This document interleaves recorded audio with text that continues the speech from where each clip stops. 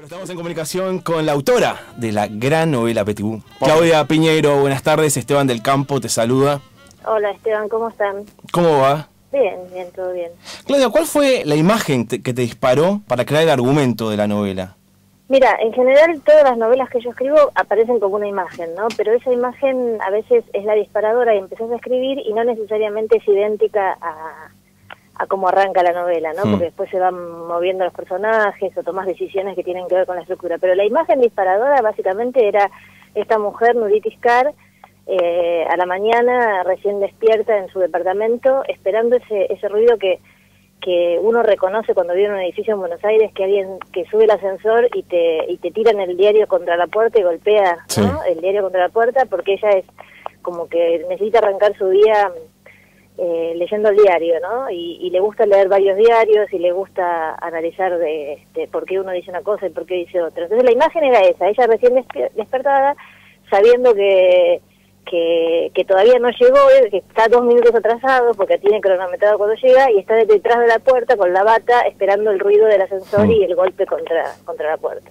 Y así como, por ejemplo, en Las grietas de Jara, por primera vez el protagonista es un hombre, acá en Petibú aparece como protagonista, al menos lo que yo pude apreciar, un diario que es El Tribuno. ¿Esto fue, vos lo trabajaste así o surgió? Sí, me parece que la novela tiene básicamente 4 protagonistas, ¿no? Ella, Brenda, el club de policiales y el diario, que pasa a ser un protagonista como en La vida de los jueves podía ser el lugar donde vivía, ¿no? La cascada, claro. Que son espacios que cumplen función de personajes. No se puede contar la novela sin contar esos espacios, ¿no? Y Nurith Iskar en un momento empieza a trabajar, a escribir crónicas para El Tribuno. ¿Crees que es posible este entrecruzamiento entre lo que es la literatura y el periodismo? Mira, yo no sé si, digamos, de hecho es posible en el sentido de que a mí y a muchos escritores que conozco, muchas veces nos llaman de los diarios para pedirnos alguna nota relacionada con algún tema, y muchas veces tiene que ver con notas que todavía no pasó el tiempo suficiente como para que se puedan encarar desde el periodismo. Por alguna razón no se puede encarar lo suficientemente profundamente desde el periodismo, porque faltan datos, porque las fuentes todavía no están chequeadas. O por el secreto de sumario. Exactamente. Claro. Entonces, un periodista no puede hacer como elucubraciones sobre eso, en cambio un escritor desde la ficción se puede poner en el lugar de, bueno, ¿qué pasaría si inventar, no? Vos elaborás desde los personajes una construcción de lo que es el periodismo en la actualidad. ¿Esto nace por qué? ¿Vos cómo tenés este conocimiento tan certero de lo que pasa en una reacción? Porque en un momento hasta se habla del olor. Claro, bueno, yo hace muchos años trabajé en una redacción de revistas, era una editorial que editaba varias revistas, o sea que conozco algo de lo que hace un tiempo las redacciones, y no necesariamente un diario, pero bueno, he ido varias veces a redacciones de diario y tengo muchos amigos, así que el olor de ahora se lo pregunté a los amigos, porque yo me imaginé que tenía que haber cambiado, o sea, años atrás el olor era de pucho. A pucho, claro. Un olor tremendo, no se podía respirar, ¿no? Y hoy ya sabemos que el olor tiene que ser otro. Entonces, para eso recurrió a los amigos que trabajan en diarios y cosas así, para que me digan el olor, el ruido, qué ruidos se escuchan, ¿no? Me causó mucha gracia eso de que me contaban que el ruido que más se escucha son los diferentes ringtones, que cada uno le pone un ringtone distinto para saber si el teléfono que suena es el de él o es el del vecino, ¿no? Claro, antes sonaba todo igual. Claro, antes era un ring y punto, pero ahora vos ya sabés si es el tu ring o es el del otro. A diferencia, vos recién nombraste Las viudas de los jueves, en donde la mirada era más endogámica, si se quiere, con respecto a lo que pasaba la vida adentro del country. ¿Qué crees que le puede aportar la mirada periodística? Mira, yo tenía ganas, a mí como escritora lo que me pasó con Las viudas de los jueves es que de alguna manera, no para todo el mundo, pero para mucha gente quedé asociada con ese libro, ¿no? Entonces a veces te pasa como escritor, cuando alguien, a mí cuando me paran por la calle y me dicen, leí tu novela, yo ya sé que me están hablando de Las viudas de los jueves, si no, no te dicen tu novela, si no te dicen el nombre de la novela, ¿no? Claro. Entonces esa cosa te genera, por un lado, bueno, gratitud, porque eso te hizo que mucha gente te conozca y demás, y por otro lado te da también como bronca hacia esa novela, porque quedaste como pegada demasiado a esa historia, ¿no? Entonces, cuando pasa eso, ¿viste? Los escritores a veces lo que hacemos es alejarnos, nunca más volver a escribir de ese tema para justamente que no nos hasta negarlo de alguna manera. Y yo lo que quería era decir, bueno, como tomar el toro por las astas y decir, bueno, está bien, voy a escribir de ese tema, pero tiene que ser bien distinto, tiene que ser otra cosa para que tenga sentido hacerlo. Y Y bueno, y entonces la forma de contarlo bien distinto era justamente hacer algo que lo cuenten los de afuera y no los de adentro, ¿no? Que era la mirada que faltaba en las viudas. Hay en el comienzo de la novela una escena en la que una mujer doméstica llega a la casa, levanta un diario, que creo que es La Nación, no me acuerdo bien cuál es, y que saltea el título, saltea el tema de tapa y va directo a una foto de una noticia policial. ¿Por qué crees que atrae tanto el policial a la gente? Sí, si no me equivoco es de un choque de colectivos, sí. Pero es lo mismo, o sea, tiene que ver con la cuestión, digamos, como más real, me parece, ¿no? O sea, hay algo, ¿no? Que leer política internacional para mucha gente es como leer algo que está demasiado lejano, ¿no? En cambio, un tipo que se mató en la esquina porque un colectivo no frenó es mucho más cercano, ¿no? Es algo que te puede pasar a vos. Exacto, me parece que produce una identificación mucho mayor. Y cuando vos haces que Nuriti Scar vaya se quede viviendo en La Maravillosa, quizá a uno lo remite a Truman Capote viviendo en Holcomb para conocer esa historia. ¿Cuánto crees que hay hoy por hoy de no ficción en las crónicas policiales cuando lees los diarios? Bueno, hay una cuestión con lo de Truman Capote que siempre a mí me gusta como destacar, ¿no? Como diferente, que es que Truman Capote hizo esto con condenados, o sea, había una condena y él lo hizo en función a esa condena, ¿no? Muchas veces lo que se nos pide a nosotros es, antes de que se sepa qué pasó, quién mató a quién y qué sé yo, se te pide como inventar algo, que es como una instancia anterior. Él en realidad fue y se reunió con los que ya se sabía que eran verdaderamente los asesinos, ¿no? Claro. Eso hoy yo hace rato que no veo, cada tanto aparece, ¿no? Alguien que entrevista a Robledo Puch o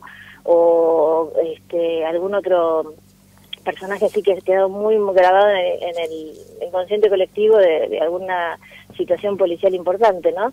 Pero en este momento no, digamos, me parece que lo que uno ve, ¿no? De entrevistar a, no sé, a las familiares del caso de García Belsunce, o lo que sea, me parece que es otro orden de cosas, no tanto con el relato, sino con bueno, cada uno quiere decir lo que le parece que tiene que decir al respecto, ¿no? Pero me parece que no está tan cercano a la crónica que hizo él. Me parece que tiene que pasar un poco de tiempo para que se pueda hacer eso. ¿Y crees que se podría llegar a hacer? Porque hay referencias en el libro a Gustavo Germán González, a Esdrech, a Deser. ¿Puede ser que existan periodistas como ellos o ellos fueron lo que fueron gracias a las circunstancias? Mira, yo creo que evidentemente las cosas van cambiando mucho y seguramente no van a poder ser exactamente iguales a ellos, pero a lo mejor hay algún equivalente. Lo que pasa es que como nosotros estamos metidos en este momento, es más difícil verlos, ¿no? Yo creo que a ninguno de ellos se lo valoraba tanto en ese momento como uno los valora a la distancia, ¿no? Y en comparación. Claro, hay una reivindicación. Claro, inclusive José de Ser, viste que nosotros sí. nos hemos... hay gente que digamos como que se lo tomaba como algo poco serio y de hecho tenía algo ficcional lo que él hacía, pero a su vez esa ficción era como entrañable en el sentido que todos sabíamos que no era una ficción, no nos estaba engañando, digamos, ¿no? Claro. Ya me parece que puede ser que los haya, pero que nos vamos a dar cuenta dentro de un tiempo, ¿no? Y hay una escena también entre Nuriti Scar y sus amigas en las que se juntan un domingo por mes y comparten una lectura, digamos, bastante crítica de lo que son los diarios y cada una selecciona. ¿Vos crees que hoy a la gente le pasa esto, que la lectura de los medios de comunicación requiere de una actitud más activa o de un análisis más crítico del discurso? Sí, a mí me parece que totalmente, o sea, hay gente que tiene ganas de hacerlo y gente que no, pero hay mucha más gente que lee 2 diarios y mucha más gente que lee 2 diarios bien distintos como puede ser La Nación y Página 12 o Clarín y Tiempo Argentino. O sea, la verdad es que yo cuando era chica en mi casa, mi papá cuando venía a la tarde traía La Razón y era el único diario que se leía y nadie se ponía a pensar si te mentían o no te mentían o si tenías que sacar otras informaciones de otro lado porque a lo mejor, ¿no? Era como... se le creía más al diario que uno elegía. Ahora está todo como en consideración, ¿no? Como, bueno, puede ser, pero déjame que vea esto otro a ver con cuál de las versiones me quedo, ¿no? O si no se le creía, se le discutía también, pero se seguía comprando el mismo diario. Sí, es como desde un lugar más de respeto, me parece. Claro. Ahora es como que está todo en discusión, ¿no? Hola Claudia, ¿cómo estás? Matías Milmar, mi nombre. Hola, Matías. Claudia, yo estuve viendo que vos lees bastante. ¿Es necesario leer para escribir? Sí, o sea, no hay ninguna posibilidad para mí no hay ninguna posibilidad de escribir literatura si no lees mucho. La verdad que me sorprende cada vez que alguien piensa lo contrario, me sorprende, me llama la atención como alguien que no lee piensa que va a poder escribir bien, pero bueno, o sea, puede ser que haya alguien que sea genial, no lo sé, pero todos los grandes escritores han leído mucho, y me parece que es la única manera de poder encontrar como modelos y formas y lenguaje y desarrollo de personajes, etcétera, ¿no? Pero muchas veces me pasa con gente que se acerca porque quiere, viste, a escribir una novela o lo que sea, y que empezás a hablar y dices, no, pero yo no leo, casi no leo. Entonces es como que sabes que es un camino medio perdido, porque claro. ¿cuánto le podés tratar de ayudar a alguien que no lee para que escriba la novela que quiere escribir, ¿no? Bueno, y esta es una de los consejos que le da uno de los periodistas del Tribuno, que es Verena, un periodista de la vieja escuela del policial, al pibe. Y vos armás dentro de Betibú un enfrentamiento entre estas dos técnicas periodísticas que tienen que ver con la calle y con Google, pero que después se terminan cruzando. ¿Qué crees que le aporta el surgimiento de las redes sociales al periodismo?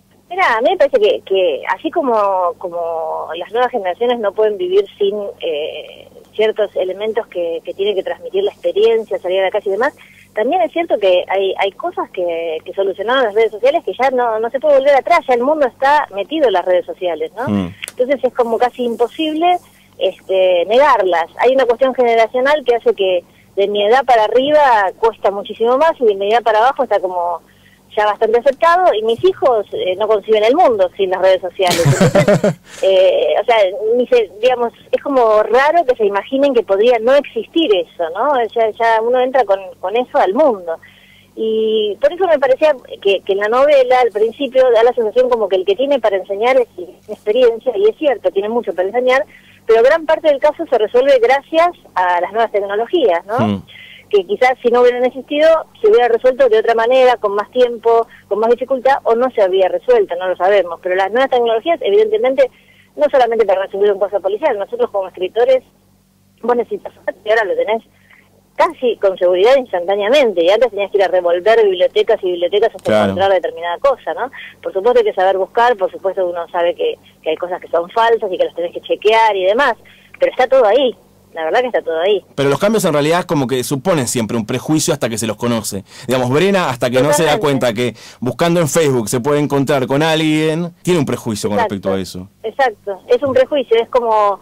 mira, a mí siempre me acuerdo que cuando yo trabajaba en editorial de revistas, no hacía tanto que las editoriales habían desaparecido las máquinas de escribir, y lo que se hacía era escribir en computadoras, ¿no? O sea, en computadoras que estaban en redes, etcétera. Y había una mujer, una periodista conocida, bastante grande, que cada vez que terminaba un artículo apretaba Enter y se paraba y decía, la computadora me borró el archivo. Y ahí tuvimos que salir todos a ayudarla a ver dónde había ido a parar ese archivo, que se había pasado días escribiendo, pero cada vez que terminaba una nota era la misma escena. La computadora me borró el archivo. Al principio te angustiaba, después sabías que el archivo en algún lado estaba, ¿no? Pero me hace acordar a eso, ¿no? Esa cuestión de digamos, tanta resistencia que hasta sos capaz digamos, de boicotearte tu propio trabajo, de alguna manera. Claro.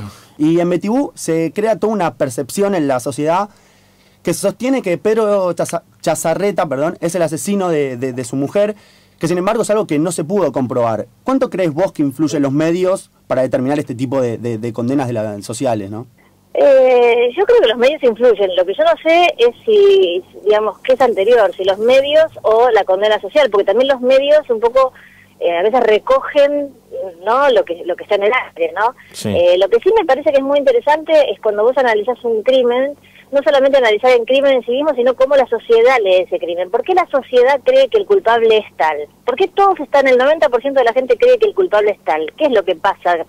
No quiere decir que lo sea, ¿no? Pero ¿por qué sucede eso? Eso me parece que es muy interesante para analizar, ¿no? Y que tiene que ver también con esto de que cada vez que muere una mujer, siempre el culpable es el marido. Lo que pasa es que muchas veces alguien muy cercano, no, sí. Digamos, en las muertes de género, ¿no? En los feminicidios y demás, muchas veces es o el marido o alguien cercano, no quiere decir que todas las veces, pero es algo que se repite, entonces es un sospechoso como que siempre está ahí, ¿no? Y además es el sospechoso predilecto, porque para el periodista de policiales, nada mejor que tener de sospechoso al marido de la mujer. Y es como que tiene una tensión dramática mucho más fuerte que si es Juan de los Palotes, obviamente, ¿no? Claro, pero bueno, esto tiene que ver también con esto de la novela negra más que la novela policial, que yo te escuché decir en varias oportunidades que finalmente ibas a hacer un policial, pero a mí, por lo menos la lectura me pareció más de novela negra, esto de no tan importante quién fue el asesino, sino por qué se cometió el crimen. Sí, por eso quizás no quería decir al policial clásico, ¿no? Sí, pero tomar el policial como como la base de la novela, porque me parece que en las otras novelas, aunque sea el policial negro, ¿no? Claro, porque creo que claramente es más un policial negro, claro. Pero lo que quise decir es que en las otras novelas yo las empecé a escribir sin pensar esto va a ser un policial. Era una novela y en algún momento apareció un asesinato, una muerte, un enigma, una búsqueda de verdad, y eso lo lleva al género policial, aunque la parte policial de la novela esté en un segundo plano, ¿no? En esta, claramente, yo la empecé a escribir pensando que esta vez sí iba a tener en primer plano el asunto de lo policial, ¿no? ¿Y crees que existe hoy en los medios una mayor preocupación por vender la noticia que por buscar la verdad? Porque yo me acuerdo en un momento de la novela en el cual el director del diario le pide a Nurit Iskar que se encargue de escribir las crónicas y le dice que no le interesa que busque la verdad, le interesa que escriba algo que la gente lo atrape. Sí, yo creo que ese interés no necesariamente está en los periodistas que trabajan, pero después, bueno, hay un editor o vos muchas veces ves tapas de diarios que te das cuenta que claramente el título está puesto para llamar la atención y que la gente lo lea. Después, cuando bajás a la noticia, encontrás otra cosa. Y hay diarios que se han estructurado últimamente en base a eso, a la tapa, ¿no? El diario... ¿Cómo se llama el diario que sacó Perfil? Libre. Libre, es básicamente un diario que pone muchísimo énfasis en la tapa, ¿no? Y hay... Página 12 en otro estilo también lo ha hecho, ¿no? Porque Página 12 siempre tiene como tapa, digamos, es como que uno va a ver cómo tituló hoy Página 12, ¿no es cierto? Porque tienen como una gracia especial las tapas. ¿Pero crees que finalmente se están derribando este mito de que existen los dueños del saber? Bueno, yo no me lo creí nunca. Puedo decir que la gente sí se lo cree, que hay algunos que creen que este es el que la sabe y este no la sabe. Claro. No, yo te digo que cada vez más creo que la única verdad es la literatura, o sea, porque ahí hay una historia que te la cuentan y te dicen que es mentira. Todo lo demás, los mercados financieros, la política, todo lo demás también son ficciones, solo que no te dicen que son ficciones, entonces vos te lo crees. Entonces la más real termina siendo la literatura. Porque es la ficción que vos sabés que es ficción. Claro, es más genuino. Claro. Y... no te hacen trampas, por lo... No, bueno, no. Uno entra, es un juego y uno entra y acepta el juego. Hay una cita, por último queríamos preguntarte por una cita de Ricardo Piglia en la que hace referencia a lo que es la ficción paranoica.